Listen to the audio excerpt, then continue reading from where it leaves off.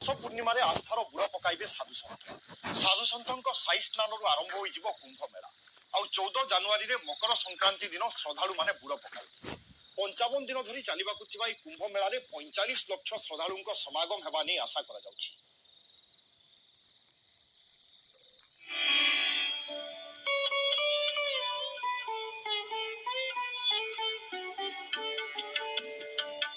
ଆଉ ମାତ୍ର କିଛି ଘଣ୍ଟାର ଅପେକ୍ଷା। ସାହି ସ୍ନାନ କରିବେ ସାଧୁସନ୍ଥ, ଆରମ୍ଭ ହୋଇଯିବ ମହାକୁମ୍ଭ।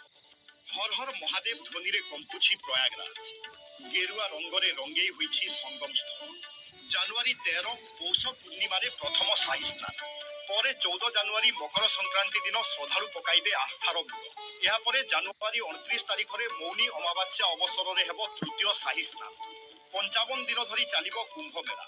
ଫେବୃଆରୀ 26 ତାରିଖରେ ଅନ୍ତିମ ସାହି ସ୍ନାନ ସହିତ ଉଦ୍ଯାପିତ ହେବ ମହାକୁମ୍ଭ।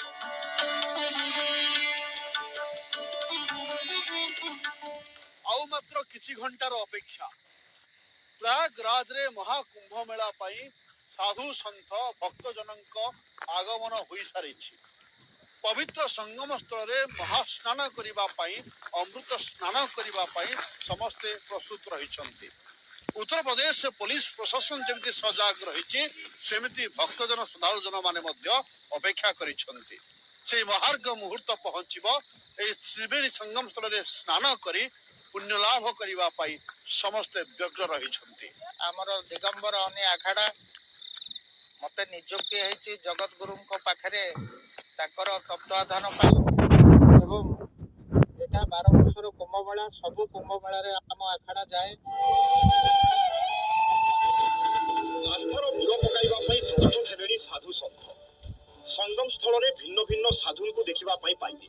ଏ ହେଉଛନ୍ତି ଏମିତି ଜଣେ ସାଧୁ, ଯିଏ ବର୍ଷ ବର୍ଷ ଧରି ନିଜର ଡାହାଣ ହାତକୁ ଉପରକୁ କରି ସାଧନା କରୁଛନ୍ତି।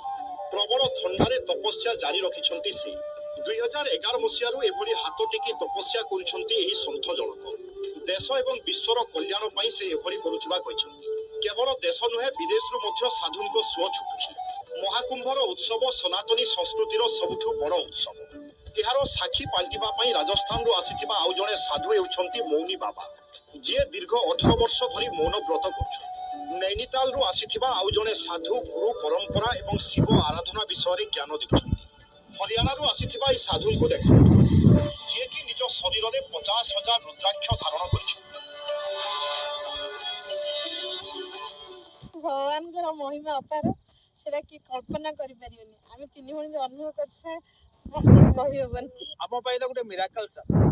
ଆମେ କେବେ ମୁଁ ଅପରେସନ ହେଇଥିଲି, ଆଖିରେ ମୁଁ ହସ୍ପିଟାଲରେ ଥିଲି, लेकिन साक्षात एमको पाख गोटे आम इंटिमेशन आसला कि आसतु कार आसीगला और साक्षात जमी जगन्नाथ प्रभु हमको डाकती आसवाई ठीक से बोली आम ये प्रयागराज हमको डाकिला आम सांगे सांग सर से राति फाइनाल कलु और सका बसिक पलि आसु सर।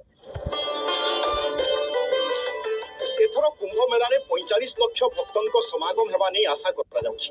प्रयागराज को देश विदेशरू साधु सन्थ एवं पर्यटकों सुओ छुटुछि। श्रद्धालुंको रहणी पाई संगम स्थल रे तैयारी होइछि टेंट सिटी। एठारे रहणी पाई 2000 टंका रु नै 1 लाख टंका देबा पाई पड़िबो। श्रद्धालुंको पाई विभिन्न स्थान रे मागणा भोजन व्यवस्था करा जाइछि।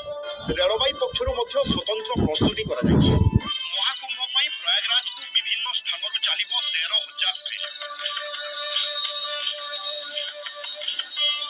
स्थल प्रस्तुत, प्रशासन प्रस्तुत, श्रद्धालु भक्त अपेक्षारत।